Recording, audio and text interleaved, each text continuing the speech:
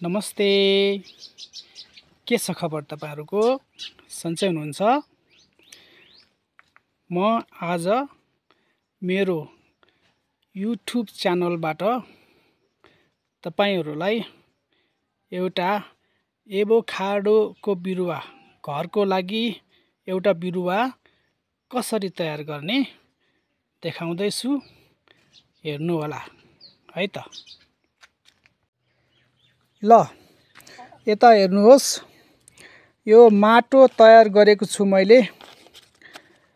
यो एकदमै सजिलो छ, very easy, take it easy है। यसलाई नर्मल्ली सजिलैसँग बनाउन सकिन्छ।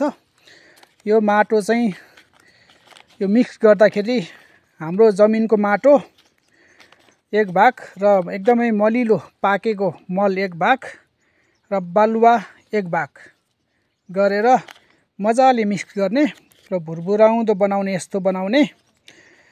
त्यसपछि यो माटो तयार हुन्छ। त्यसपछाडि सिड्स, हाम्रो यो एभोकाडो हामीले प्रयोग गरिसके पछाडि त्यसको सिड्स चाहिँ यसरी करिब एक हप्ता छायामा, घाम नलाग्ने ठाउँमा राखिदिने, सुकाउने। र त्यसपछाडि यो चाहिँ ड्राई हुन्छ र यो लिएर यसको बाहिरको स्किन निकाल्दिने। बाहिरको स्किन निकाल्दिएपछि यस्तो देखिन्छ र भेट्नोपट्टिको भागमा यसरी थोरै काटिदिने।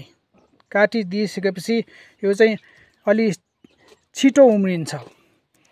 त्यसपछाडि नर्मल्ली यो माटोलाई, यो हामीले यो पोलिथिन ब्यागमा फिल गरेको माटोलाई अलिकति खाडल बनाउने,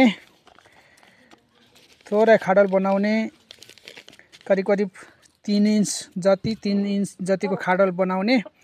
र यो हाम्रो सिड्स, तयार भएको सिड्सलाई चाहिँ यसरी टक्क बीचमा त्यो भेट्नोपट्टिको भाग सकभर तलतिर पारेर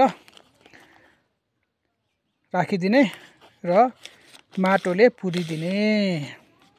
यो चाहिँ माटो सकभर भुरभुराउँदो हुनुपर्छ, यसलाई उम्रिनलाई सजिलो हुन्छ। माटोले करिब 1 इन्च वा 2 इन्च पुरिदिइसकेपछि अब यो तयार भयो। यसलाई चिस्यान बनाउने, पानी राखिदिने। पानी अब सकभर 3-4 महिना यसलाई चिसो पारिराख्ने र यो उम्रिन्छ, हुर्किन्छ र नेक्स्ट आउने वर्षमा चाहिँ यो हाम्रो जमिनमा सार्नको लागि तयार हुन्छ।